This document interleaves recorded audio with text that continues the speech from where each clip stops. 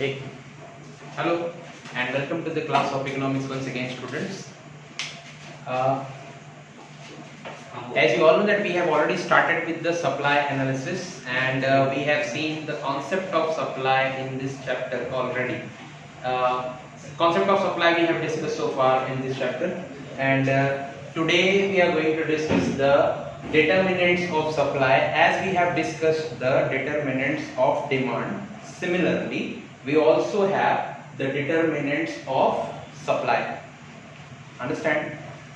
जिस तरह हमने डिमांड के डिटर्मिनेंट्स डिस्कस किए थे, डिमांड में कुछ डिटर्मिनेंट्स होते हैं जिसकी वजह से डिमांड इंक्रीज और डिक्रीज होती है, उसी तरह सप्लाई के कुछ डिटर्मिनेंट्स हैं, और वी कैन से रीजन है, वी कैन से फैक्टर्स.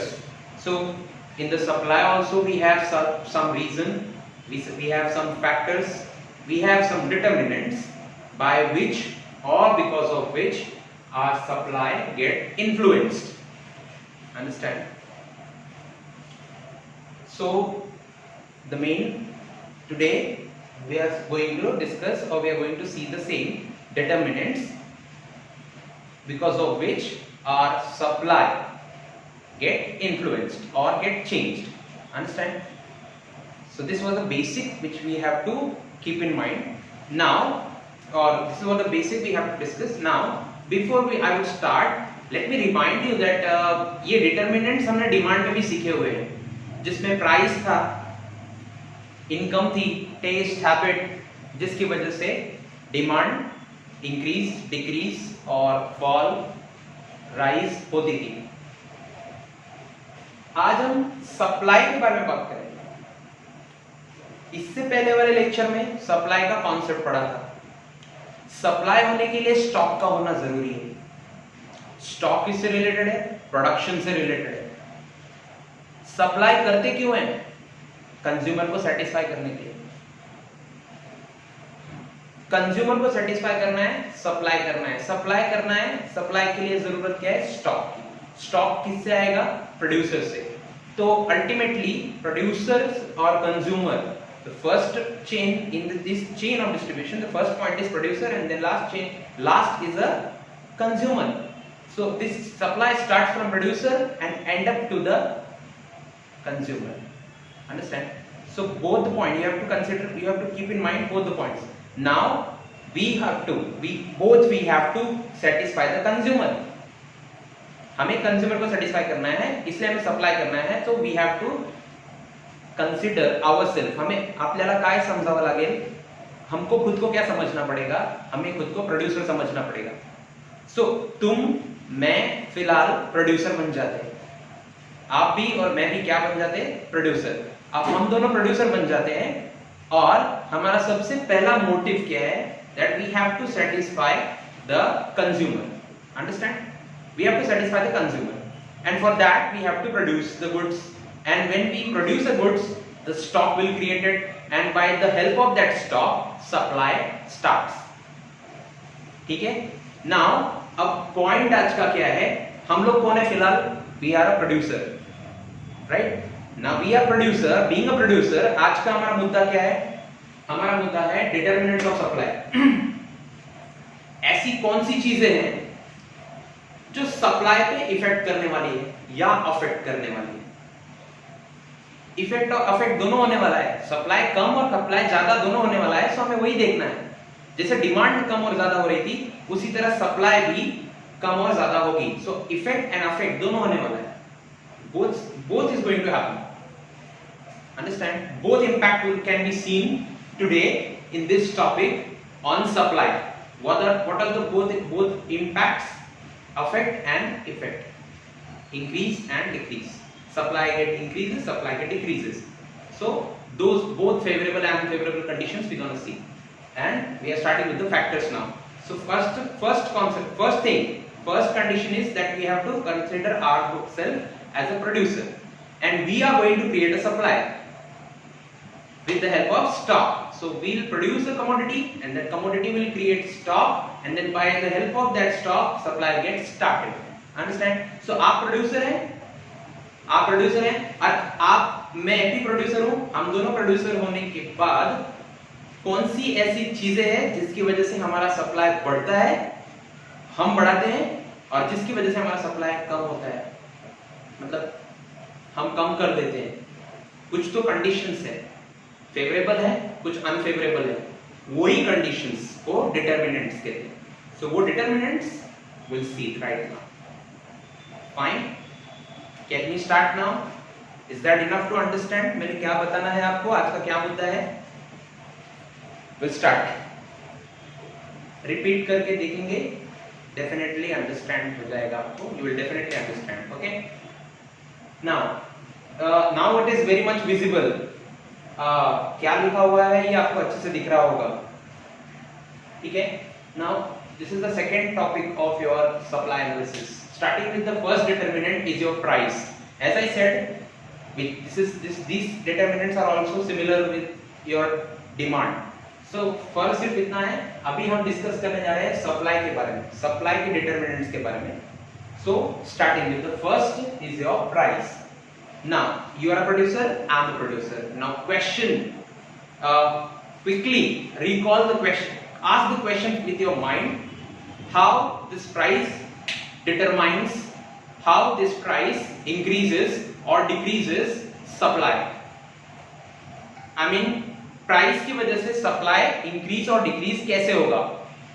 अगर आपको ये समझ में आएगा कि प्राइस की वजह से सप्लाई इंक्रीज और डिक्रीज कैसे होगा, तब जाके प्राइस आपका डिटरमिनेंट बनेगा। समझ में आया आपको? If you understand how your price reacted, because of price how we are reacting, how we are reacting means we are increasing the supply or we are decreasing the supply. So if you will understand, then only you will understand the determinants. So price किस तरह काम करता है अभी देखते हैं। So what happened over here? There are contents, but that contents you can read from your PDF, which is already shared to you. So जरूरी नहीं मैं सब लिखूं और फिर उसके बाद आप उसका नोट बनाइए और फिर उसको देखिए। This is I am only helping you. We teachers are the like a guide, you know what is a work of guide? एक टूरिस्ट डिपार्टमेंट में गाइड क्या करता है? आपने ताजमहल देखा होगा, लेकिन ताजमहल के बारे में बहुत लोगों को इंटरेस्ट है जानने के बारे में, कैसे बना था, क्या बना था। गाइड वही काम करता है। Your book is your like Taj Mahal and you are the customer and you are looking at the book, but the problem is there is no one to guide. तो मैं हूँ, हम टीचर्स के हम गाइड है, हम वही करते हैं कि आपको उसके बारे में, उसके अंदर की चीजें के बारे में बताते हैं, which is unknown. समझ में आया? पढ़ेंगे तो खुद भी समझ जाएंगे, बट डिफिकल्ट है थोड़ा, तो हम है ना गाइड करने के लिए। सो यहाँ पे लिखी नहीं है चीजें, तो डजंट मीन कि आपको समझ में नहीं आएगा। थोड़ा देखने का और थोड़ा बुक पढ़ने का काम और है क्या आपको? Starting with the first, price of a commodity. Now how price of a commodity determines the supply? Determinants increase or decrease the supply. Please समझो किस तरह आपकी प्राइस आपकी सप्लाई को इंक्रीज और डिक्रीज करती है। Start, higher the price, we are producer, higher price higher the supply. Oh sir, अब देखो ये डिमांड करे थे, वहां पे इनवर्स रिलेशनशिप था ना, प्राइस बढ़ेगी तो कंज्यूमर क्या करेगा? डिमांड कम कर देगा, और प्राइस कम हो जाएगी तो कंज्यूमर डिमांड ज्यादा कर देगा। ये तो इनवर्स रिलेशनशिप था डिमांड में, बट अभी वो हम कंज्यूमर नहीं है, हम लोग कौन है? हम है प्रोड्यूसर। हमारा नेचर कैसा होना चाहिए? Profit maker. We are a profit maker. हमारा नेचर कैसा होता है? प्रॉफिट कमाने का, as much as possible. So we are profit makers, right? अब प्रॉफिट कब बनेगा? When price rises. Every producer will react at the same what we are reacting, what we are doing. Higher the price, he will raise the supply, he will start doing more production. Understand? Now higher the price, higher the supply, and lower the price, he may earn a loss, or we have to face a loss. So what we'll do, we also at the same time we also decreases the supply. तो हमारा जिस तरह price बढ़ेगा हम supply बढ़ाएंगे, price कम होगी हम supply कम कर देंगे। क्यों कर देंगे? Because we are producer. ये आप अब तक अपने जहन में नहीं उतार सके तो then I am sorry, but आपको फिलहाल प्रोड्यूसर बनना है। कोई भी प्रोड्यूसर बन जाओ, कोई भी कुछ भी बनाओ, अगर आप वो बनाने वाले प्रोड्यूसर हैं, मैं आपकी कोई कमोडिटी है पर्टिकुलर, तो उसको माइंड में रख के उसके प्रोड्यूसर बन जाओ। तो क्या करोगे जब प्राइस बढ़ेगी? ऑब्वियसली मैं मेरा सप्लाई बढ़ाऊंगा। सप्लाई बढ़ाऊंगा मतलब याद है मैंने पहले चेन बताया था, प्रोडक्शन होगा तो स्टॉक बढ़ेगा, स्टॉक बढ़ेगा तो सप्लाई बढ़ेगा। और सप्लाई कब बढ़ेगा? आप कब ज्यादा प्रोड्यूस करोगे? जब प्राइस बढ़ेगी। आपको तो प्रॉफिट भी है, profit maker, right? Doesn't matter consumer खरीदता है कि नहीं खरीदता है, we have to understand whether we have to increase और decrease, understand? So price matters. Now पहला पॉइंट आपका ये हुआ। Starting with the second point, state of technology. Now you see we all are surrounded with beautiful technologies right now, nowadays.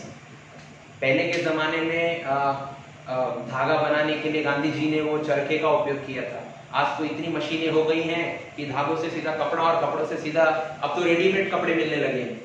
आजकल सिलाने में हम जैसे लोग ही ज्यादा, हम टीचर से ज्यादा इंटरेस्ट रखते हैं, बाकी तो सब रेडीमेड ही पहनते हैं, रेडीमेड बोलते हैं उसको, ठीक है?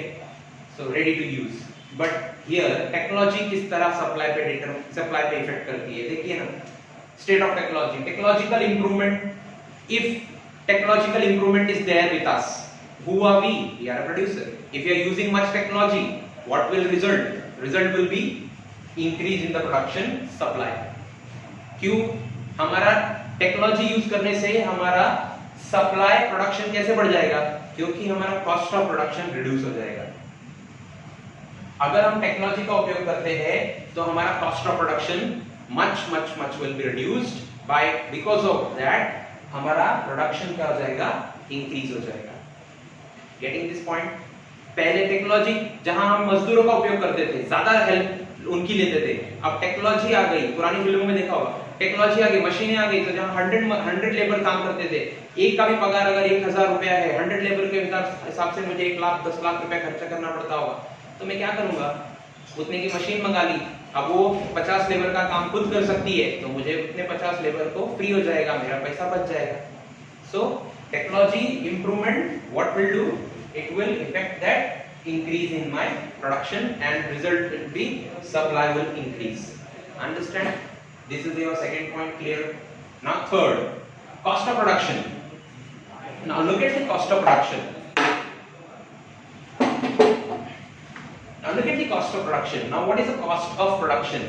Production करने के लिए हम लोग कुछ तो भी cost invest करते होंगे कि नहीं? आप भी प्रोड्यूसर हैं, मैं भी प्रोड्यूसर हूँ। प्रोडक्शन करने के लिए हमें कुछ तो भी कॉस्ट डालना पड़ता होगा ना। वो कॉस्ट किस में डालते हैं हम? वो इन्वेस्टमेंट किस में करते हैं? That is called factor price. Factor price means factor of production में। What are the factor of production? We have factor of production like land, we have labour is your second factor of production, we have capital, we have machines, raw materials, these all are my factor of production. अब इसमें कुछ तो पैसा डालते हैं, इसमें कुछ तो पैसा डाल दें। क्या लिखा है? If the factor price increases the cost of production also increases. मैंने क्या बोला? कॉस्ट ऑफ प्रोडक्शन से आपके किस तरह इंपैक्ट होता है सप्लाई पे। अभी लैंड, लेबर, कैपिटल, समझो लेबर की रेट ज्यादा हो गई, लैंड हमको नहीं मिल रहा है उसका रेट ज्यादा हो गया, कैपिटल कम है मार्केट से, इंटरेस्ट रेट ज्यादा हो गया, रॉ मटेरियल की कीमतें बढ़ गई। जब इसके ऊपर मुझे पहले से ज्यादा पैसा खर्चा करना पड़ेगा तो मेरा कॉस्ट ऑफ प्रोडक्शन भी बढ़ जाएगा ना। लाइक पार्ले जी बनाना है, पार्ले जी की कीमत फिलहाल कितनी है?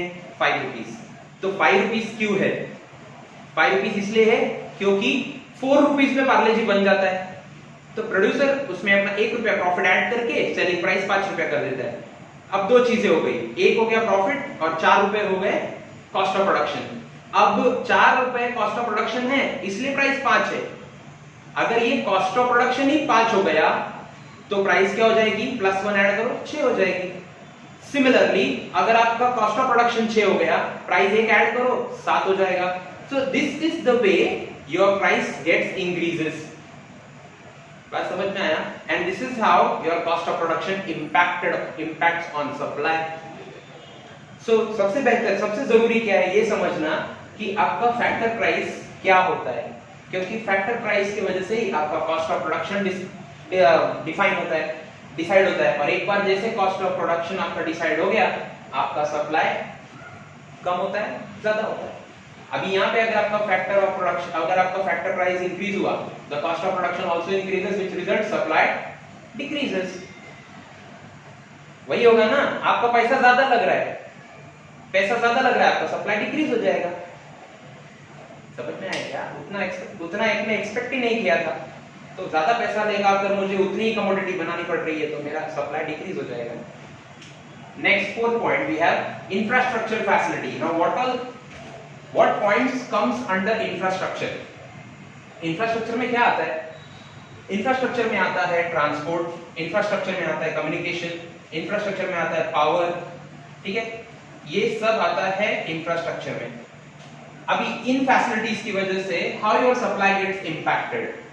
Now these facilities influences the production process as well as supply. Shortage of facilities decreases the supply and vice versa. देखिए, आपके पास ट्रांसपोर्ट नहीं है, आपके पास कम्युनिकेशन नहीं है, आपके पास पावर नहीं है, और ये तीनों चीजों की कमी कहां पर है? We have these shortage in villages और कंट्री साइड, देहात में या गांव में हमारे पास इन तीनों चीजों की शॉर्टेज है। We don't have a better transport, we don't have a better facility of communication, we don't have power supply 24 hours. Now these have a shortage in villages, because of which these villagers comes to the cities for their livelihood. अपनी जिंदगी जीने के लिए, बेहतर जिंदगी, बेहतर शिक्षा बच्चों को देने के लिए वो ये विलेजर्स बेचारे शहरों में आते हैं। बात समझ में आया? अब यही तीनों चीजें आपके शहरों में बेहतर अवेलेबल है, जिसकी वजह से आपका सप्लाई ऑलवेज हायर। सही है या गलत?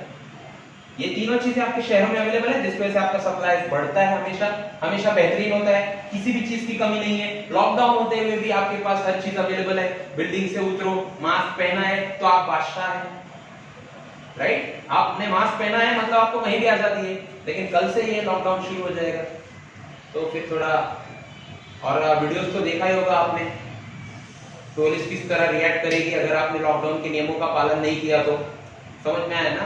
मेरे को भी डर लग गया थोड़ा, तो आप जरा just take care and follow the rules please for 10 days at least.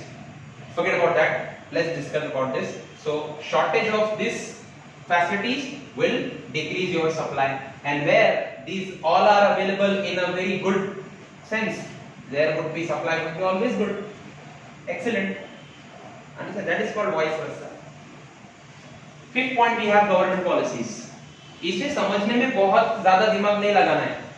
जिस तरह डिमांड में ये सारे डिटरमिनेंट्स है, वैसे आपके सप्लाई में। Coming to the government policies. Now what are the how do your government policies impact on supply? Very simple. Government policies में क्या डिस्कस करेंगे हम गवर्नमेंट पॉलिसीज में डिस्कस करेंगे taxation, we gonna discuss about subsidies, we are going to discuss about industrial policies etcetera. अभी ये सब हम लोग कौन है? हमें प्रोड्यूसर। अगर ये हमारी फेवर में है, ये सारी चीजें अगर हमारी फेवर में है, मतलब if these policies are favourable, then our supply will increase, and if the taxes are getting increases day by month, subsidies are getting cancelled, industrial policies are getting rate of policies or rate of interest getting increases, this is called unfavorable policies. ये हमारे लिए unfavourable है, और इसकी वजह से क्या होगा? जब हम प्रोड्यूसर 24 घंटा इसी पॉलिसीज में अटके रहेंगे तो हम सप्लाई पे ध्यान नहीं दे पाएंगे। There would be always a challenge to complete the market demand, to fulfill the market demand. That's why unfavorable policies will result in decrease in supply. Understand? And these policies all are decided by government, and this is how your government policies impacted on supply. So हम producer है, रोज हर साल government की मार खाएंगे। हमने नया पुराना जो हमारे पास डायरेक्ट इनडायरेक्ट टैक्स था, पहले हमारे पास था डायरेक्ट इनडायरेक्ट टैक्स, बेहतर जिंदगी चल रही थी। जीएसटी आई, एक साल तक लोग संभल नहीं पाए, फिर भी जीएसटी के साथ एडजस्ट करते हो गए, लोग एडजस्ट हो गए। 6 साल हो गए इस बात को जीएसटी आते। 2014 में जब भी नरेंद्र मोदी जी आए थे तो 2015-16 में से उन्होंने चालू कर दिया था, 17 में 18 में चालू कर दिया था मेरे हिसाब से जीएसटी। तो आज 2 साल से हम उसके साथ में एडजस्ट हो गए। होटलों में जाते थे जहां 200 की प्लेट थी, अब हम 210 देते हैं, लेकिन एडजस्ट हो गए हम उसके साथ। जिंदगी का दूसरा नाम एडजस्टमेंट है, हमने एडजस्ट कर लिया खुद को। लेकिन अब और कोई चेंजेस आएगा तो फिर एक नया इंपैक्ट आएगा मार्केट डिमांड में, मार्केट की सप्लाई पे, और इसे हमें फेस करना पड़ेगा because we are producer. Then we have a 6th point is our natural conditions. Understand? Natural conditions. अभी आप बोलेंगे सर natural conditions म्हणजे प्राकृतिक समझ लो, प्राकृतिक कंडीशन किस तरह आपके सप्लाई पे इंपैक्ट करती है। लिखा हुआ है good monsoon, favourable climate, supply increases. अच्छा मॉनसून है, बहुत अच्छी फसल होगी, बहुत बढ़िया सप्लाई होगा। Poor monsoon, unfavourable climate, decreases supply. जून के महीने में बारिश होनी चाहिए, जुलाई तक एक बूंद नहीं दिखाई दे रही है, तो फिर इसका इंपैक्ट आने वाले 8 महीने तक होगा, साल भर। ऐसा भी हो सकता है कि प्राइसेस आपके कंज्यूमर के हिसाब से, कंज्यूमर सोच रहा हो लेकिन उससे भी ज्यादा प्राइसेस बढ़ गई अचानक। बात समझ में आया क्या? इसी वजह से अभी क्यों मालूम है आपको, ये इसमें कोई मैं ज्यादा एग्जांपल नहीं देना चाहता, ये तो हमारी सबकी आम जिंदगी में हम देखते रहते हैं। गुड मॉनसून, अनफेवरेबल क्लाइमेट, बढ़िया क्लाइमेट है, अच्छा मॉनसून है, supply will be always good. And poor monsoon, unfavourable climate, supply will always decreases. So this is what your natural conditions, because of this supply gets impacted over here. Understand? This is a sign of increase, this is a sign of decrease. So understand by this way. Then we have a second last point is called 7th point, that is future expectation about prices. ये आपके demand में भी था ये point, अभी इसमें भी है। तो ये हमारे लिए किस तरह काम करता है? We are a producer, हम कोई कमोडिटी प्रोड्यूस करते हैं। अब हम जो कमोडिटी प्रोड्यूस करते हैं, सपोज फ्यूचर में उसकी प्राइस बढ़ने वाली है, इधर खड़ा रहता हूं, समझो फ्यूचर में उसकी प्राइस बढ़ने वाली है जो कमोडिटी हम प्रोड्यूस करते हैं। इसके बारे में नॉलेज हमको भी है, इसके बारे में नॉलेज कंज्यूमर को भी है, दोनों को नॉलेज है कि हम जो कमोडिटी प्रोड्यूस कर रहे हैं और जो उन्हें चाहिए उसका प्राइस फ्यूचर में बढ़ने वाला है, कमोडिटी का प्राइस फ्यूचर में बढ़ने वाला है। तो हम क्या करेंगे? कंज्यूमर की बात मैं नहीं कर रहा हूं, बिकॉज़ वी आर सप्लायर, तो हमारा काम पहले क्या होगा? और प्रोड्यूस करोगे, जो प्रोड्यूस किया हुआ है ना, that supply will be holded. We have to hold the supply. Understand? Then we have to increase the stock बढ़ाओ, सप्लाई होल्ड कर दो, सप्लाई बंद करो, फ्यूचर में ज्यादा बढ़ने वाला है ना प्राइस।